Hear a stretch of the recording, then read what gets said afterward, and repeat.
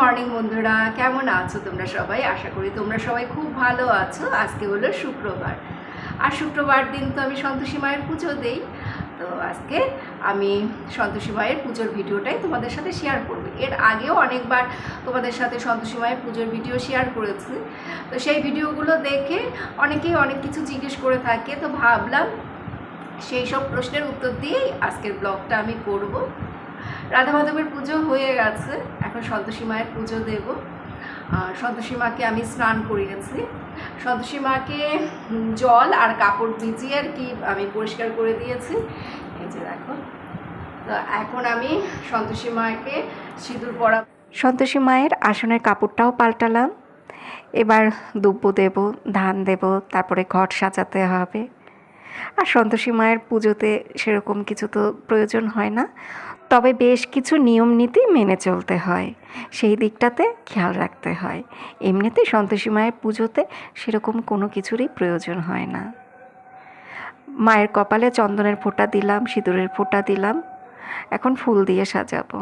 সন্তোষী মায়ের পুজোর ভিডিও দেখতে তোমরা অনেকেই খুব পছন্দ করো, অনেকেই অনেক কিছু জিজ্ঞেস করো, সেই জন্য আমি মাঝে মধ্যে তোমাদের সাথে সন্তোষী মায়ের পুজোর ভিডিওটা শেয়ার করে থাকি। আমি যেইভাবে এতদিন ধরে মায়ের পুজো করে এসেছি সেগুলোই তোমাদের সাথে শেয়ার করি। আমি যেটুকু পারি আমার নিজের মতো করে নিয়ম নিষ্ঠা মেনে এই পুজোটা করার চেষ্টা করি। তোমরা হয়তো এর থেকেও বেশি নিয়ম নিষ্ঠা পালন করে থাকো, কিন্তু আমি তো সব কিছু মানতে পারি না। আমার মনে হয় যে আমি সব কিছু মেনে চলতে পারি না। তবে আমি যখন এই ব্রত প্রথম শুরু করেছিলাম তখন অনেক কিছুই আমি মেনে চলতাম। 3 বার আমার উদযাপনও দেয়া হয়েছে। আর এখন আমি পুজোটা করছি এমনিতেই, যেহেতু আমি অনেক বছর ধরে পুজোটা করে আসছি, সেই জন্য আর এই পুজোটা আমি বন্ধ করতে পারছি না। আমি যতদিন বেঁচে থাকব, শুক্রবার দিন আমি কখনোই টক কোনো কিছু খেতে পারবো না বা আমিষ কোনো কিছুই খেতে পারবো না। তো ভাবলাম যখন টক খাবো না, আমিষ খাবো না, তাহলে মায়ের পুজো দিতে দোষ কী? আর যেহেতু অনেক বছর ধরে আমি পুজো করেছি, আমার একটা অভ্যেস হয়ে গেছে শুক্রবার আসলেই মায়ের পুজো দেওয়ার, সেই জন্য আর ছাড়তে পারি না। আর তোমরা যারা প্রথম থেকে আমার ব্লগ দেখো তারা তো সবাই বুঝতে পেরেছো আমি নিজেকে পুজো অর্চনার মধ্যেই ব্যস্ত রাখতে বেশি পছন্দ করি। আমি ঠাকুরের কোনো বড় ভক্ত না, আমার এমনিতেই পুজো দিতে ভালো লাগে। আর প্রত্যেকটা মানুষেরই নিজস্ব তার ভালো লাগার কিছু না কিছু কাজ থাকে। তো আমার ভালো লাগার কাজ হলো ভগবানের পুজো অর্চনা করা। এসব করে আমি মনে আলাদা একটা শান্তি পাই। সন্তোষী মায়ের ঘরটা বসিয়ে দিলাম, আর ছোলা গুড় এগুলো থালায় নিলাম। যদিও ওটা গুড় না, ওটা গুড়ের বাতাসা। সন্তোষী মায়ের পুজোর জন্য আমি যে গুড়টা আলাদা করে কৌটোতে রেখে দেই, সেটা জানো তো মাসখানেক পর না কীরকম সাদা মতো হয়ে যায় বা গন্ধ আসে। তো সেই জন্য না আমি এখন গুড়ের বাতাসাটাই দেই। সন্তোষী মায়ের পুজোর যে পাঁচালিটা রয়েছে তার মধ্যে সমস্ত নিয়ম লেখা থাকে, ওখানেই লেখা আছে যদি গুড়ের ব্যবস্থা না করা যায় তাহলে গুড়ের বাতাসা পুজোতে দেয়া যায়। আমার পুজো দেওয়া হয়ে গেছে, পাঁচালি পরে নিলাম, ধূপ দ্বীপ জ্বালিয়ে মায়ের আরতিটাও করে নিলাম। আর এখন ওই ছোলা আর হলো গিয়ে বাতাসা সেগুলো তুলসী মন্দিরে ফেললাম।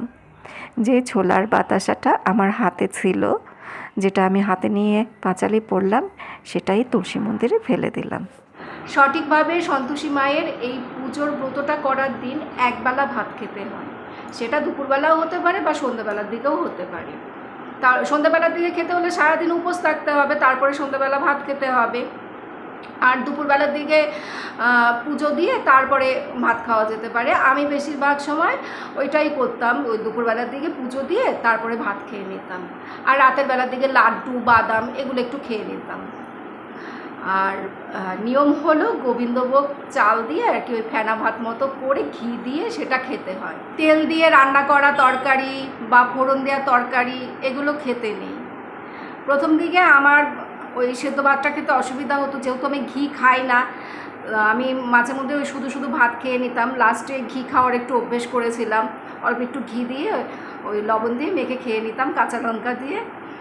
তারপর যখন আমার এই ব্রত করা কমপ্লিট হয়ে গেছে, আমার যখন উদযাপন দেওয়া হয়ে গেছে, তারপরে আমি এমনিতেই এই নিরামিষ রান্নাগুলো এগুলো খাই, ফোড়ন দেওয়া ডাল খাই, সবজি খাই, সব কিছুই খাই এখন, টক বাদে আমিষ বাদে সব কিছুই রান্না করে খাই। কিন্তু যখন আমি ব্রত করতাম তখন শুধু সেদ্ধ ভাতটাই খেতাম। এই যে এরকম আলু সেদ্ধ, ভেন্ডি সেদ্ধ এইসব নিতাম, সাথে একটা কাঁচা লঙ্কা থাকতো, এই দিয়ে ভাত খেয়ে নিতাম। আর এটাই হলো গিয়ে সঠিক নিয়ম, এরকমই আর কি সেদ্ধ ভাত খেতে হয় এই সন্তোষী মায়ের পুজোর ব্রত করার দিন। সন্তোষী মায়ের পুজোর ভিডিও নিয়ে তোমরা অনেকেই অনেক রকমের প্রশ্ন করো। তো এক বন্ধু আমাকে জিজ্ঞেস করেছিল সন্তোষী মায়ের পুজো কোন মাসে শুরু করতে হয়। সন্তোষী মায়ের পুজো শুরু করার জন্য কোনো তিথি নক্ষত্রের বিচার বিবেচনা করতে হয় না, কোনো মাসের ব্যাপার নেই, শুধু দিনের ব্যাপার। যে কোনো শুক্রবার সন্তোষী মায়ের পুজো শুরু করা যায়, যে কোনো শুক্রবার, শুধু দিনের দিকেই খেয়াল রাখতে হয়। যে কোনো শুক্রবার সন্তোষী মায়ের পুজো শুরু করা যায়, এখানে কোনো মাসের ব্যাপার নেই, যে কোনো মাসে এই সন্তোষী মায়ের ব্রত শুরু করা যায়। যখনই তোমার মনে হবে যে তুমি মানে কোনো খারাপ সময়ের মধ্যে দিয়ে যাচ্ছ, তোমার মন চাইছে যে মায়ের পুজো করবে, মায়ের ব্রত করবে, তখনই তুমি শুক্রবার থেকে ব্রতটা শুরু করতে পারো। কিন্তু প্রথম যখন ব্রতটা শুরু করবে তো তার আগের দিন কিন্তু অবশ্যই নিরামিষ খেতে হবে। বৃহস্পতিবার দিন প্রথম যখন ব্রত শুরু করবে তার আগের দিন কিন্তু নিরামিষটা অবশ্যই খেতে হবে, কারণ যে কোনো ব্রত শুরু করার আগে তার আগের দিন নিরামিষ খেতে হয়। বৃহস্পতিবার দিন নিরামিষ খেতে হবে, শুক্রবার থেকে ব্রত শুরু করবে। যেইভাবে পুজো দেয়া, পাঁচালি পড়া এগুলো করতে হয় সেগুলো শুক্রবার করবে। তো সন্তোষী মায়ের পুজোর জন্য আলাদা কোনো মাসের দরকার হয় না, যখনই তোমার মন চাইবে তখনই তুমি ওই শুক্রবার দিন দেখে মায়ের পুজো শুরু করতে পারো। আরেক বন্ধু আমাকে জিজ্ঞেস করেছিল সন্তোষী মায়ের পুজোতে আমি যে ঘটটা বসাই সেই ঘটের মধ্যে সুপুরি দিয়েছিলাম, তো সে আমাকে বলেছিল ঘটের মধ্যে সুপুরি দিতে নেই, হর্তুকি দিতে হয়।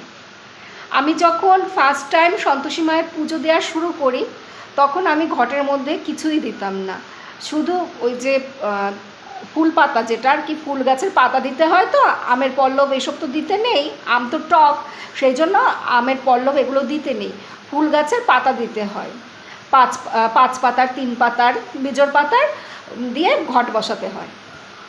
তো ওরকম ফুল গাছের পাতা দিয়ে ঘট বসাতাম, আর তার মধ্যে ফুল বেল পাতা দিতাম, এইভাবেই আমি ঘট বসাতাম। তখন আমি তো ছোট ছিলাম, তো অত কিছু জানতাম না, বুঝতাম না, আমি এইভাবেই ঘট বসাতাম। তারপর আস্তে আস্তে সবারটা দেখে বা সবার কাছে শুনে আমি অনেক রকমের আর কি নিয়ম এগুলো শিখেছি। তো আমাকে তারপর একজন বলল যে এইভাবে ঘট বসাতে নেই, ঘটের মধ্যে কিছু একটা দিতে হয়, ঘট কখনো খালি বসাতে নেই, হর্তুকি বা সুপারি বা পান বা কাঁঠালি কলা এই ধরনের কিছু একটা ঘটের মধ্যে দিতে হয়, এইভাবে ঘট বসাতে নেই। তারপর সেই আমাকে বলল যে তুমি ঘটের মধ্যে হর্তুকি দেবে, হর্তুকি কয়েকটা ঘরে কিনে রেখে দেবে, তো প্রত্যেক শুক্রবারে বা বৃহস্পতিবার যে ঘট বসে তার মধ্যেও হর্তুকি দেওয়া যায়। তো সে আমাকে বললো যে তুমি প্রত্যেক শুক্রবারে একটা করে হর্তুকি এই ঘটের মধ্যে দেবে। তো ওই জন্য আমি কতগুলো হর্তুকি কিনে রাখতাম, তো ওই ঘটের মধ্যে হর্তুকি দিয়ে তারপরে ঘরটা বসাতাম। তো সেই থেকে আর কি আমি সন্তোষী মায়ের পুজোর ঘটের মধ্যে হর্তুকিটা দিই। তারপর আমার ভিডিও দেখে মানে 3-4 বছর আগে যখন আমি এই সন্তোষী মায়ের পুজোর ভিডিওটা আর কি দিলাম, সেই সময় আমার ভিডিও দেখে এক বন্ধু আমাকে কমেন্ট করলো যে হর্তুকি দিতে নেই, হর্তুকি নাকি টক ফল, হর্তুকিটা দেওয়া যায় না, ওটা টক ফল। সে আমাকে বললো যে সুপারি দিও, হর্তুকিটা দিও না। তারপর থেকে আর আমি হর্তুকিটা ঘটে দিই না, তারপর থেকে আমি সুপারিটাই দিই। এবার যখন সুপারি না থাকে তখন হয়তো পান, আর যখন পান না থাকে তখন হয়তো কাঁঠালি কলা, আবার যখন মানে এগুলো হাতের কাছে কিছুই পাই না তখন আমি এমনিই ঘট বসাই ফুল বেলপাতা দিয়ে। হ্যাঁ, তো এক একজন আর কি এক একটা বলে। এবার যেহেতু আমি শুনতে পেয়েছি, আমি জানতে পেরেছি যে হর্তুকিটা টক ফল, সে যেহেতু আমাকে আর কি বলেছে, বারণ করেছে যে হর্তুকিটা টক ফল, ওটা দিও না, সেই জন্য আমি হর্তুকিটা দেই না। কিন্তু আমি শিওর না হর্তুকি আদৌ টক ফল কি না, কিন্তু সে যেহেতু আমাকে বারণ করেছে, আমাকে এই ইউটিউবেরই এক বন্ধু বারণ করেছে, সেই জন্যই আমি ভর্তুকিটা এখন অ্যাভয়েড করে চলি। যেহেতু আমার কানে এসছে যে ওটা টক ফল হতে পারে, তাই আমি এখন আর ভর্তুকিটা দিই না। মায়ের পুজোতে আমি সবসময় কাঁঠালি কলাটাই দিয়ে থাকি, সেটা ঘটে হোক বা মায়ের পুজোর প্রসাদে হোক, সবসময় আমি কাঁঠালি কলাটাই ব্যবহার করি। অন্য কোনো কলা আমি মায়ের পুজোতে দেই না।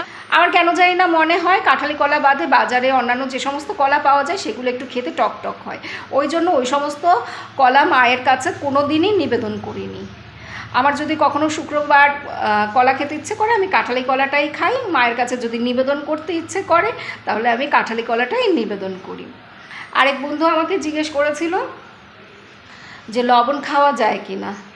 আমি তো লবণ খেতাম, সাদা যে লবণটা হয় সেটা তো আমি খেতাম। তো যদি তোমাদের কারো মনে হয় যে লবণটা খাবো না, তাহলে তোমরা সন্দক লবণ যেটাকে আর কি বলে, একটু লালচে টাইপের হয় বোধ হয়, তো সেটা খেতে পারো, যেটা আর কি একাদশীর দিন খাওয়া হয়, সন্দক লবণই বলে মনে হয় ওটাকে। তো সেটা খেতে পারো, ওই লবণটাতে কোনো আর কি নেই, কোনো দোষ নেই, ওই লবণটা তো একাদশীর দিন খাওয়া যায়, তো সেই লবণটা প্রতিদিন খেতে পারো, কোনো অসুবিধা নেই। আমাকে আরেক বন্ধু জিজ্ঞেস করেছো মায়ের পুজোর পরে ঘরটা কি করি।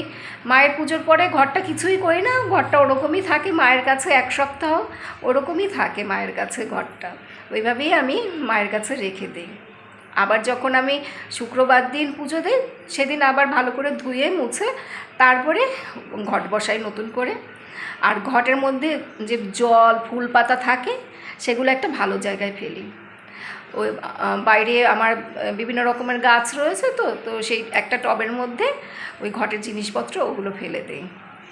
ওটার মধ্যে আমি আর অন্য কোনো কিচ্ছু আর কি ফেলি না। ধরো টক ফলের খোসা বা ধরো আমিষের কোনো কিছু, ওগুলো কোনো কিচ্ছু আমি ওটার মধ্যে ফেলবো না। মায়ের পুজোর যে আর কি উপাচারগুলো এগুলো আর কি থাকে, এর সাথে টক ফলের ছোঁয়া, তারপরে আমিষের ছোঁয়া, এগুলো লাগাতে নেই। পুজো হয়েছে বলে জিনিসপত্রগুলো যেখানে সেখানে ছুঁড়ে ফেলে দিলাম, সেগুলো কখনো করতে নেই। মায়ের পুজো দেওয়া সত্যি একটু কঠিন ব্যাপার, অনেক কিছুই মানতে হয়, এগুলো সবসময় মাথায় রাখতে হয়। মায়ের পুজো দেওয়ার সময় যে ছোলা গুড়টা আমরা হাতে নিয়ে পাঁচালি পড়ি, মানে এক হাতে পাঁচালি থাকে আরেক হাতে তো ছোলা গুড়টা রাখতে হয়, তো সেই ছোলা গুড়টা গোমাতাকে খাওয়াতে হয়, মানে গোমাতার উদ্দেশ্যে ওই ছোলা গুড়টা দান করতে হয়। আমি প্রথম দিকে যখন পুজো শুরু করেছিলাম বেশ কয়েক বছর আমি এই নিয়মটা পালন করেছি, নিষ্ঠার সাথে করতাম এই নিয়মটা। ওই কলা পাতার মধ্যে ছোলা গুড়টাকে আমি এইভাবে আর কি মুড়ে নিয়ে যেতাম। ধরো কোনো ঘোষ বাড়িতে যেতাম, তো গরু যেখানে আর কি ওই খাবার খায় এরকম চারি মতো থাকে, সেখানে দিয়ে দিতাম, খেয়ে নিত গরু। আবার রাস্তাঘাটে যদি মাঠে দেখতাম গরু বাঁধা রয়েছে, তখন গরুর মুখের সামনে কলা পাতাটা ধরতাম, তো গরু তো কলা পাতা খেতে পছন্দ করে, খেয়ে নিত। দু এক সময় ওই ছোলার দানা না পড়ে যেত, ওই যখন খেত তখন ওই দু এক সময় দানাগুলো পড়ে যেত, সেই সময় আবার আমি ওই দানাগুলোকে তুলে আবার সেই গরুর মুখের সামনে ধরতাম। এখন আর গরুকে খাওয়াতে পারি না, কারণ এখন আর এখানে সেইভাবে গরু দেখা যায় না। তারপরে ওই গরু আমাকে তো আর চেনে না, অনেক সময় দেখা যায় গরু সেই আমাকে গুঁতো দিতে চলে আসে, তো ওই জন্য না এখন আর আমি গোমাতাকে খাওয়াতে পারি না ছোলা গুড়টা। তো সেই জন্য আমি ওই তুলসী মন্দিরে ওইখানটাতেই ছোলা গুড়টা ফেলে দিই। আর তুলসী মন্দিরে ফেলতে পারো, আর নয়তো জলে ফেলতে পারো, পুকুরের জলে ফেলে দিলে, ভালো কোনো জায়গায় ওই ছোলা গুড়টা ফেলে দিলে। কিন্তু যেখানে সেখানে এই সমস্ত জিনিসপত্র ফেলতে নেই, বললাম না যে এগুলো যেখানে সেখানে ফেলতে নেই, এগুলো ভালো কোনো জায়গায় ফেলতে হয়। আশা করি তোমাদের অনেকের অনেক প্রশ্নের উত্তর দিলাম আজকে। আর মনের ভক্তিটা হলো বড় ভক্তি। অনেক নিয়ম নিষ্ঠা আছে ঠিকই, কিন্তু সমস্ত নিয়ম নিষ্ঠা তো আর আমরা মেনে চলতে পারি না, আমাদের তো অনেক ভুল ত্রুটি হয়। তো এইভাবে পুজো করো, অবশ্যই মা তোমাদের কথা শুনবে। ভক্তি ভরে মাকে ডাকো, অবশ্যই সে তোমার কথা শুনবে। আর যদি সেই সময় মা কথা না শোনে, যদি তোমার পুজোতে মা খুশি না হয়, তাহলে ভাববে তার থেকেও ভালো কিছু তুমি পাবে জীবনে। কারণ এটা আমার বিশ্বাস, আমি এটা বিশ্বাস করি। আমি অনেক বছর ধরে পুজো দিচ্ছি, তো সেজন্য আমার এটা আর কি বিশ্বাস। আমার মনে হয় মা হয়তো আমাদের সাথে খারাপ কিছু একটা করে, কিন্তু সেটা সাময়িক সময়ের জন্য করে। ভালো কিছু না কিছু সে হয়তো আমাদের সবার জন্যই ভেবে রেখেছে। তো বন্ধুরা, আজকের মতো ব্লগটা শেষ করছি। তোমরা সবাই ভালো থেকো, সুস্থ থেকো, সাবধানে থেকো।